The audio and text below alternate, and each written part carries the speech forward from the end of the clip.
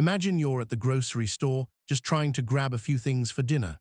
You hand your items to the cashier, and that's when you notice her hands are shaking so badly she can barely scan a loaf of bread. You ask her if she's okay, but the look in her eyes tells you something's wrong. And when she finally answers, it's the kind of truth that changes how you see the world forever. Daniel Ross wasn't the kind of man who had time for small talk. As a single father of a 7-year-old girl, Emma, his life was a constant balancing act between work, home, and making sure she had everything she needed. It had been 3 years since his wife passed away, and while he was used to doing everything alone, some days still felt heavier than others. That Tuesday evening had been one of those days. He'd worked late, gotten caught in traffic, and remembered, halfway home, that there was nothing in the fridge. Sighing, he pulled into the small neighborhood grocery store. Emma was in the back seat, half asleep, so he decided to run in alone. The store was quiet, almost too quiet, with only a few customers scattered in the aisles. Daniel moved quickly, milk, bread, pasta, a few vegetables. He made his way to the checkout, humming softly to himself when he noticed the cashier.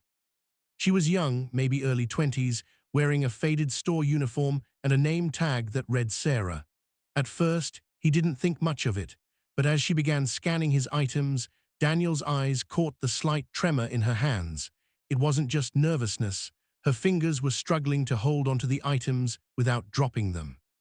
"Everything okay?" he asked casually, trying not to sound intrusive. Sarah gave a quick, tight smile. "Yeah, I'm fine." But she wasn't fine. Daniel could tell by the way she avoided eye contact, by the way her breathing seemed shallow. The shaking grew worse as she tried to pick up the carton of eggs, almost dropping it. "Hey," he said more gently, lowering his voice. "Are you sure? You look like you're having a rough day." For a moment, Sarah froze, her hands resting on the counter. Then she forced a laugh, as if trying to brush it off, but Daniel noticed her eyes glistening. There was a pause, long enough for the store's quietness to feel deafening, before she whispered, "You wouldn't understand." Daniel tilted his head slightly. "Try me." She looked at him then, really looked at him. Her lips trembled, as though she was fighting whether to speak at all. But before she could answer, another customer appeared behind Daniel in line, and Sarah quickly returned to scanning the rest of his groceries. The conversation ended there, but something about the look in her eyes stuck with him, a silent scream for help. Daniel drove home, but Sarah's image replayed in his mind like a looping film reel. He made dinner for Emma, helped her with homework, and tucked her into bed. Yet, even in the quiet of his small apartment, he couldn't shake the feeling that he had just walked away from someone in desperate need. The next evening, Daniel made a decision. He went back to the store, not for groceries, but to check on Sarah. When he arrived, she was there again, stacking canned goods in aisle 3. She looked surprised to see him and a little guarded. "Hey," he said with a friendly smile. "I wanted to make sure you were okay. Yesterday, you didn't seem fine." Sarah hesitated, then sighed heavily. "I wasn't going to say anything. Customers don't care. They just want to pay and leave." Daniel shook his head. "Some do care, I do." She stared at the floor for a moment before finally speaking. "I was shaking because I hadn't eaten all day. My paycheck doesn't come until Friday, and after paying rent, I barely have enough left for food. I've been trying to save whatever I can so my little brother can eat. He's only 12. I'm all he's got." Her voice cracked, and Daniel felt a lump form in his throat. "So you're working full-time and taking care of him alone?" She nodded. "Our parents, they're not in the picture. It's been just us for the past 2 years. Some days I can handle it. Yesterday wasn't one of them." Daniel's heart clenched.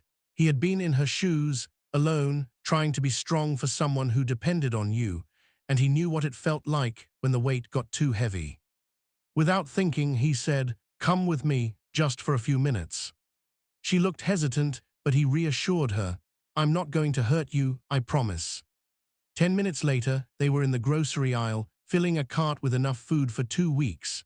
Fresh produce, bread, pasta, chicken, cereal, milk, the basics, and some treats for her brother. At the checkout, Sarah's eyes filled with tears again. I can't pay for this, she stammered. You don't have to, Daniel said simply. Someone helped me once when I needed it. I'm just passing it on. The cashier at the register rang everything up without a word. Sarah hugged Daniel tightly, her voice barely a whisper. Thank you, you have no idea what this means. Daniel smiled. Actually, I do. As he left the store, he thought about how easy it would have been to just ignore her shaking hands, to pay for his groceries and walk away. But sometimes, the smallest decision, to ask why, could lead to a moment that changes not just one life, but two. Kindness doesn't always come in grand gestures. Sometimes, it's as simple as noticing when someone's hands are shaking and caring enough to ask why.